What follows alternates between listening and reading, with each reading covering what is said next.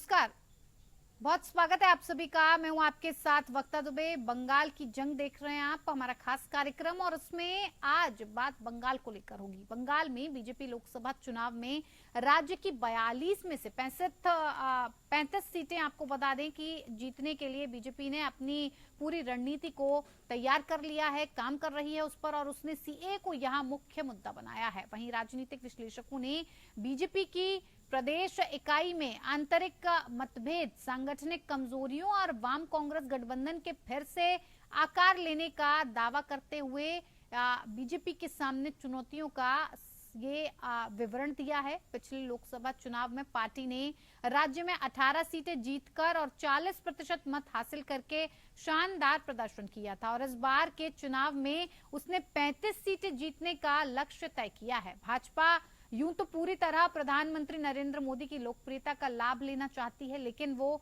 राज्य में सीएए को भी भुनाना चाहती है। राजनीतिक जानकार ये कहते हैं कि ये कानून भाजपा के लिए एक तरफा फायदेमंद तो दूसरी तरफा बहुत चुनौतीपूर्ण भी साबित हो सकता है। उनका मानना है कि सीएए हिंदू समुदाय को एकजुट कर सकता है। इस पर अल्पसंख्यकों की प्रतिकूल प्रतिक्रिया भी आ सकती है। बंगाल में भाजपा की संभावनाएं काफी हद तक वाम कांग्रेस गठबंधन के प्रदर्शन पर भी निर्भर करती हैं, जिसे राजनीतिक विश्लेषक कहते हैं कि राज्य की 42 लोकसभा क्षेत्रों में पहले से अच्छी स्थिति में देख रहे हैं। प्रदेश भाजपा अध्यक्ष सुकांत मजूमदार ने कहा कि पार्टी को न केवल उम्मीद है बल्कि पूरा विश्वास है कि वो राज्य में 35 लोकसभा सीटों पर जीत हासिल करेगी। हालांकि भाजपा नेताओं के एक वर्ग ने राज्य में अपने लक्ष्य को प्राप्त करने की राह में सामने आने वाली कई आंतरिक और बाहरी चुनौतियों की ओर भी इशारा किया। भाजपा के पूर्व राष्ट्रीय सचिव अनुपम हाजरा ने कहा कि पार्टी के लिए सबसे बड़ी चुनौती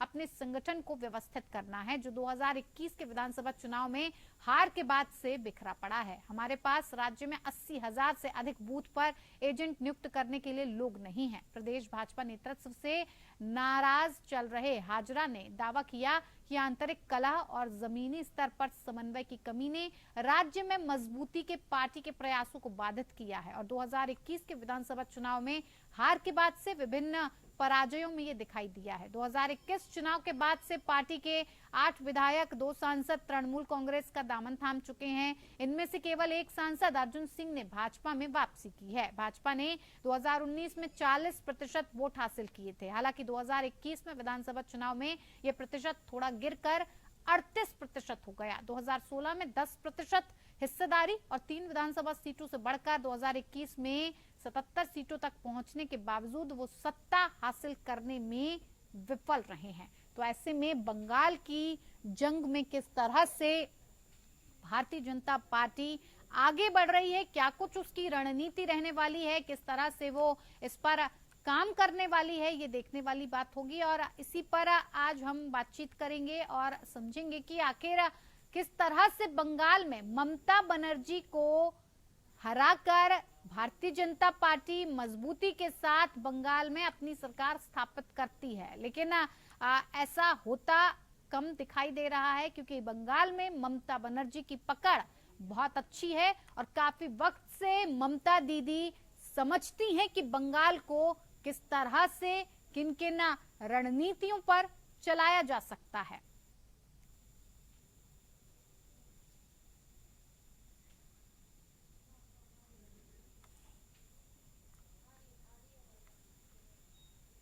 तो दीदी बचाएंगी बंगाल को या फिर भारतीय जनता पार्टी के झोली में गिरेगा बंगाल? 42 सीटों में से 35 सीटें जीतने का जो लक्ष्य रखा गया है, क्या भारतीय जनता पार्टी उसे हासिल कर पाएगी? इसी पर बातचीत करेंगे। बातचीत के लिए हमारे साथ खास मेहमान जुड़ गए हैं। रघुबीर सिंह प्रवक्ता हैं भारतीय जनता पार्टी के, बहुत स्वागत है आपका रघुबीर जी। सुमित मेहरोत्रा प्रवक्ता टीएमसी के हमारे साथ जुड़ गए हैं, आपका भी बहुत बहुत स्वागत है। सवाल सबसे पहले रघुबीर सिंह जी आप ही से है मेरा, कि किस तरह से बंगाल में अपने किले को मजबूत करने के लिए, ममता बनर्जी के किले को भेदने के लिए 42 में से 35 सीटों पर आप ताल ठोक रहे हैं, किस तरह की रणनीति बनाई है? क्या लगता है आपको, ऐसा क्या कर दिया आपने बंगाल में जो बंगाल की जनता आपको वोट करे? देखिए, जिस तरह बंगाल की जनता इस ममता तानाशाही सरकार के खिलाफ लड़ाई लड़ रही है और इस लड़ाई से बंगाल की जनता का विश्वास हमें पिछले इलेक्शनों बाई इलेक्शन बोल लीजिए, पिछले हमारे विधानसभा का जो चुनाव हुआ और पंचायत का चुनाव हुआ, उसमें साफ नजर आ रहा है कि बंगाल की जनता का जो विश्वास है तो विश्वास इस पे कायम हुआ है कि अगर तृणमूल सरकार को कोई हटा सकता है, इनसे जनता को कोई बचा सकता है तो एकमात्र भारतीय जनता पार्टी है और कोई नहीं है। कि कांग्रेस और सीपीएम जिस तरह अपने उनका बॉडी लैंग्वेज सामने आ रही है, उन पे जनता का विश्वास उठ गया है और जमीनी स्तर पर माँ बहनों की आबरू बचाना हो, नौकरी जिनको नौकरी नहीं मिली उनके लिए खड़ा होना हो और अन्य जितने मुद्दे हैं जिसपे बंगाल की जनता के साथ इस तृणमूल सरकार ने तुष्टीकरण किया है, उसी सभी मुद्दों पे भारतीय जनता पार्टी बंगाल की जनता के साथ कंधा पे कंधा मिलाकर लड़ाई कर रही है और हमें पूरा विश्वास है ये विश्वास आने वाले चुनाव में वोट में तब्दील होगा। किन मुद्दों की बात कर रहे हैं रघुवीर जी? अगर मैदान में उतरे हैं तो किन मुद्दों को लेकर उतरे हैं? बंगाल की जनता के लिए ऐसे कौन से मुद्दे होंगे? क्या चाहती है बंगाल की जनता कि भारतीय जनता पार्टी आए तो ये मुद्दे उठाएगी? ऐसे कौन से मुद्दे उठाए हैं आपने?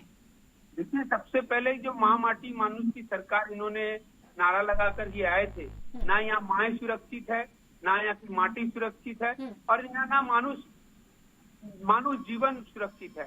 हमने देखा संदेश खाली, उसके पहले बीरभूम, वहाँ पर महिलाओं के साथ किस तरह अत्याचार हुआ, मिट्टी बंगाल की मिट्टी तक इन्होंने अपने फायदे के लिए बेच दी।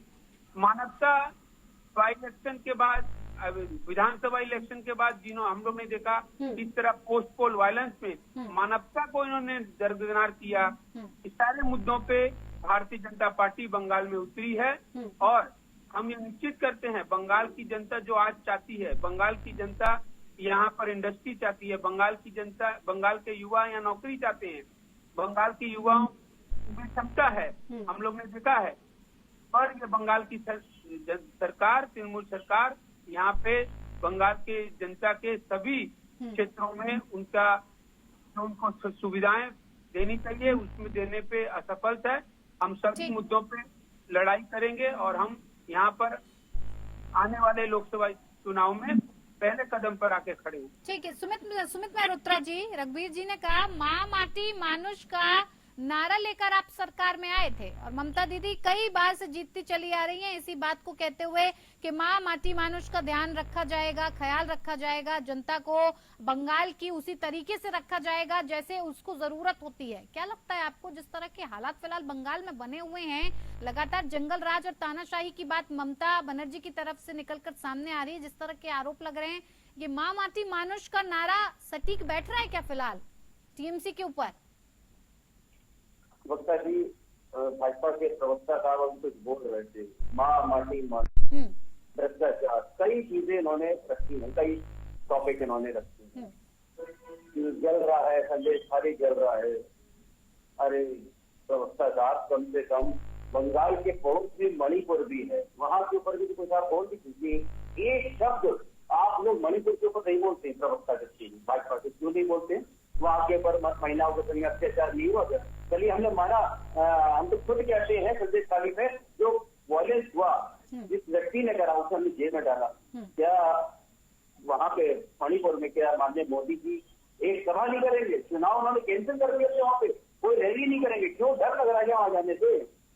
क्यों डर लग रहा है मणिपुर जाने से? पब्लिक पकड़ के मारेगी क्या प्रधानमंत्री को?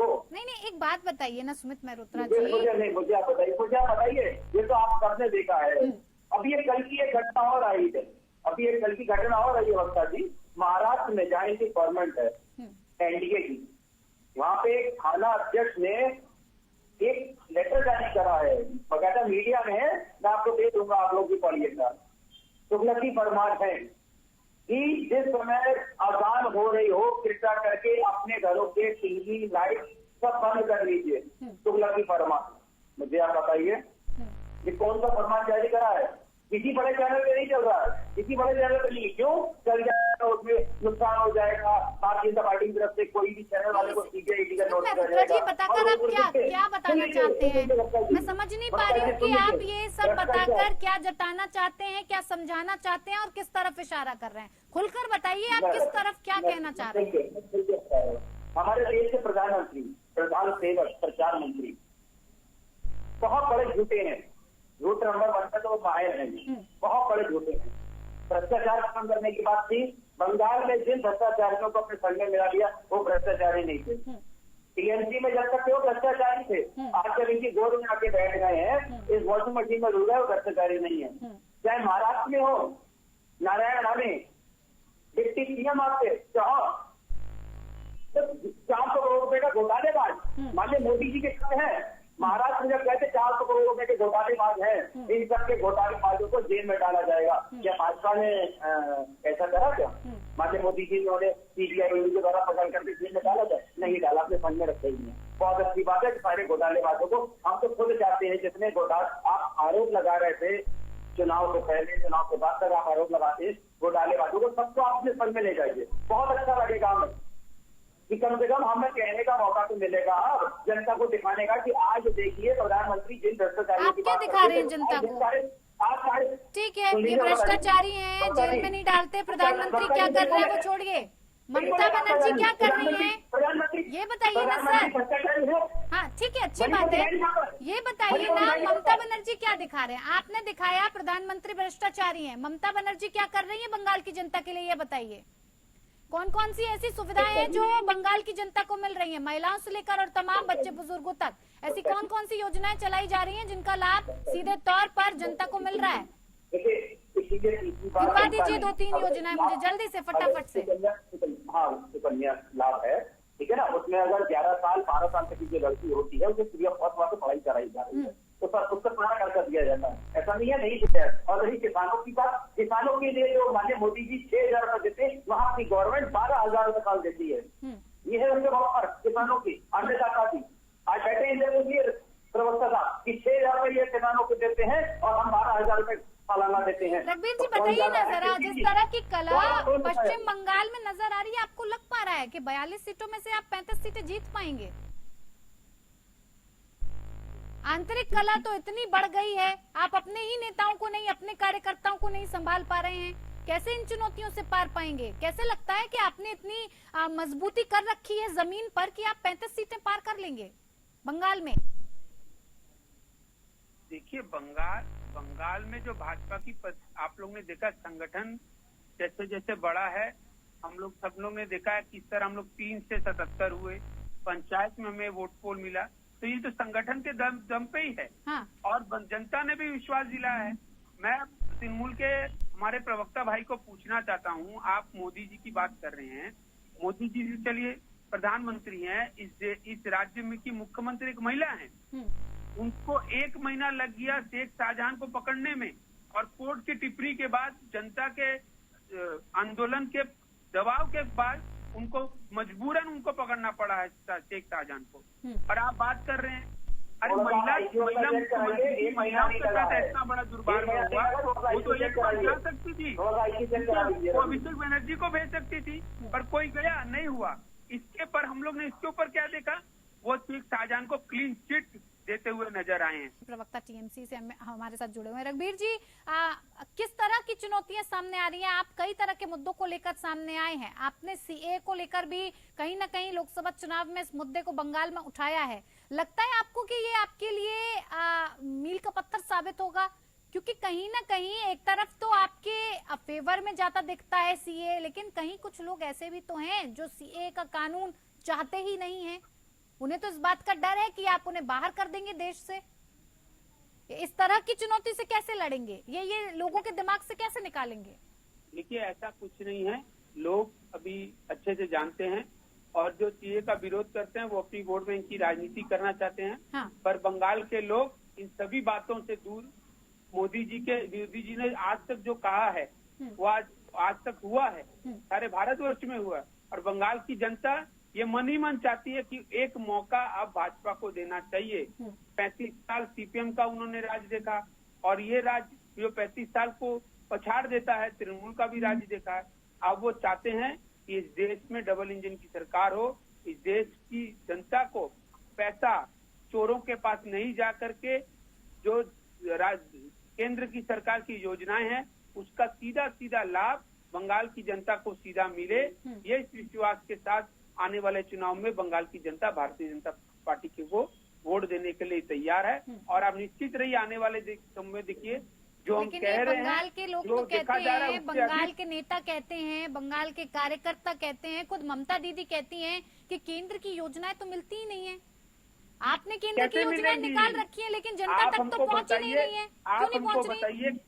आप हमको कैसे मिलेंगी? आप बताइए मनरेगा में किसका लाभ मिल रहा है? आप एक नहीं 2-3 योजनाएं बता दीजिए रघुवीर जी जिनका लाभ बंगाल की जनता को मिल रहा है, गिनवाइए जरा। आप हमको बताइए, आप फिर से एक बार अपना प्रश्न दोहराइएगा। आप बताइए कि केंद्र की ऐसी कौन सी योजना है जिनका लाभ सीधे सीधे बंगाल की जनता को मिल रहा है? देखिए कोई भी केंद्र की यहाँ जितनी योजनाएं भारत सरकार ने बंगाल की जनता और भारतवर्ष की वासियों के लिए दी है, ममता बनर्जी यहाँ आने नहीं देती। पहला बात तो ये डेटा गलत भेजते हैं। मनरेगा में 80,000 से ज्यादा जाली हम लोग को कार्ड मिले हैं, ये पैसा ये खा गए। आवास योजना में कई लाखों घर इन्होंने लाखों घरों का पैसा ये खा गए। रास्ता नहीं है यहाँ पर, ऐसे ऐसी जगह है जहाँ पर पिछले 15 साल से 20 साल से सड़कें नहीं हुई हैं। आप बैरकपुर साउथ 24 परगना के इलाकों में चले जाइए, वहाँ नल है पर पानी नहीं है। ये कहा जाता है कि आप अगर मोदी को वोट देंगे तो आपको पानी नहीं मिलेगा। आप आसनसोल, पांडेश्वर, उस जो बॉर्डर इलाके हैं उस तरफ चले जाइएगा, आप लोग आपको विश्वास नहीं कीजिएगा, बीजेपी के समर्थन करने के लिए उन्हें सारी सुख सुविधाएं उनको नकार दिया गया है। ठीक है, कैसे ये सरकार कहती आती और ये नाम चेंज करने में माहिर है।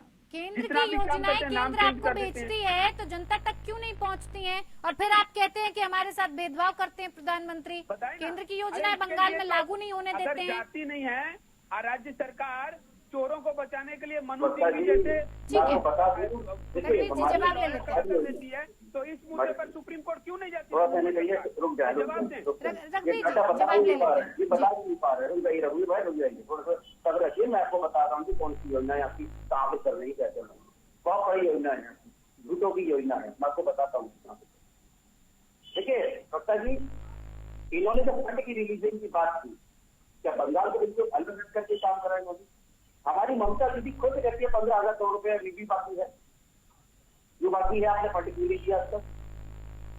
ये जो पैसा रिलीज करता है बंगाल के विकास के लिए, वो उन्होंने चोरी करा, रोक लिया इन्होंने। और कह रहे थे हमने कौन सा दिया बताइए? अगर ममता दीदी बार बार प्रधानमंत्री से आग्रह कर रही है कि आप बंगाल का जो फंड है उसे रिलीज करिए, उसे दीजिए ताकि विकास में और लगे, कौन देगा? केंद्र की सरकार। अब आप कहते हैं डबल इंजन की सरकार, कौन से विकास करे आपने? 10 साल में आपने क्या विकास करे? 2 करोड़ नौकरियां हर साल देने का वादा था, दिया क्या? 15 लाख रुपए खाते में डालने का वादा था, आ गए क्या? बताइए। हेल्थ के ऊपर कौन सा आपने काम करा? कितने एम्स और कितने IIT आपने देश में खोल दीजिए, बेचने का आपने काम करा है, प्राइवेटाइजेशन तो काम आपने करना है। जो पिछली गवर्नमेंट बना करके गई थी, यूपीए गवर्नमेंट बना करके गई थी, उसको आपने बेचने का काम करा। और आपने कहा नाम बदलने का काम आपकी गवर्नमेंट ने करा है, चाहे उत्तर प्रदेश में हो चाहे केंद्र में बैठी सरकार हो, कि केवल नाम बदल दो। राम का नाम जो था उसे अरुण कर दिया। राम की बात नहीं हो रही है यहाँ, योजनाओं की बात हो रही है। सुमित मेहरोत्रा जी कहीं और मत पहुंच जाए कीजिए सर। मुद्दे को मुड़ाकर आप भगवान राम तक पहुंच जाते हैं, मुद्दे कुछ और हो जाता है सर। भगवान राम की बात नहीं कर रहा, भगवान राम सबके हैं, भगवान राम हमारे भी है, तो भगवान राम की बात नहीं कर रहा। इन्होंने जो नाम चेंज करने की बात करी है, आप क्या दे रहे हैं? आप क्या दे रहे हैं इस बार बंगाल की जनता को?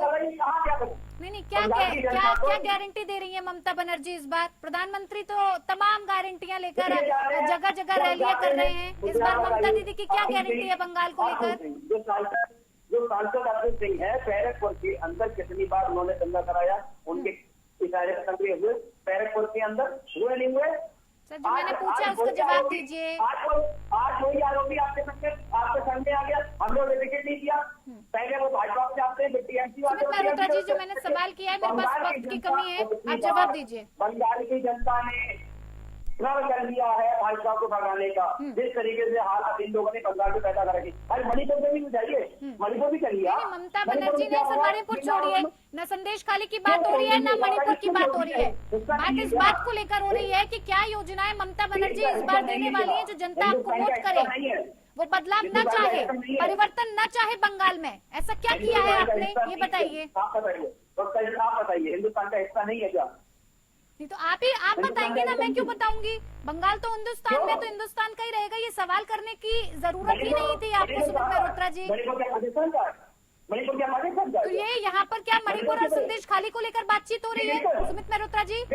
मुद्दा यही है, आप हर बार मुद्दे से भटकते हैं, जवाब नहीं देना चाहते। लेकिन देश में मुद्दे कब है, लोकसभा का चुनाव आपके हिसाब से तय नहीं होंगे ना मुद्दे सर, मुद्दे जनता की आवश्यकताओं के हिसाब से तय होंगे।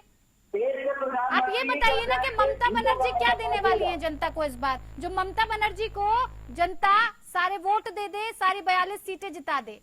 क्या ऐसा आपकी तरफ से ममता दीदी क्या परिवर्तन लेकर आना चाह रही हैं बंगाल में, ये बताइए। देखिए, प्रधानमंत्री जी कितनी बड़ी बड़ी बातें कर रही हैं।